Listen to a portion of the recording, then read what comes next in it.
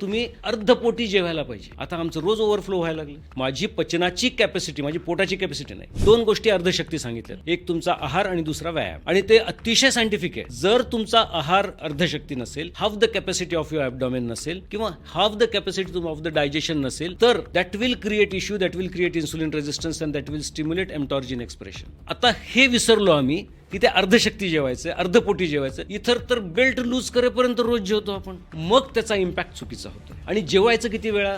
2च वेळा जेवायचं. खूप जर तुम्ही हेल्दी असाल तर 1च वेळा जेवायचं. म्हणजे इंटरमिडियंट फास्टिंग काय आजचं नाहीये. आज 4000 वर्षापूर्वी त्यांनी सांगितले की तुमचं एकच वेळ, एकभुक्त व्हा किंवा द्विभुक्त व्हा. इथं अर्धशक्ती विसरलो आम्ही फक्त कार्बोहायड्रेट लक्षात ठेवलं, आम्ही फक्त पुरणपोळ्या लक्षात ठेवल्या. मग कधीतरी पुरणपोळ्या होतं म्हणून ती 4 दाबायच्या, नाही जमत ना, अर्धीच खा फक्त. फळांचं पण तसंच आहे, हॉक करतात लोक फळं. अरे तुम्हाला खायचं ना, आंबा खायचा ना, एक फूड टेस्ट करा ना रोज. इथं कोणीच थांबत नाही एका फुडीवर. कार्बोहायड्रेटचं पण सेवन तुम्ही अर्धशक्ती करा, आणि त्यासोबत तुम्ही रेग्युलर स्ट्रेंथनिंग एक्सरसाइज करा, तुमच्या शक्तीप्रमाणे एन्ड्युरन्स करा. तर ते अर्धशक्ती खाल्लेलं तुमच्यावर ग्लायसेशन इम्पॅक्ट येणार नाही, तुम्हाला इन्सुलिन रेजिस्टन्स होणार नाही, तुम्हाला मायटोकॉन्ड्रियल डिस्फंक्शन होणार नाही. तुम्हाला तेवढंसं पुरेसं. ते आम्ही ऐकत नाहीत.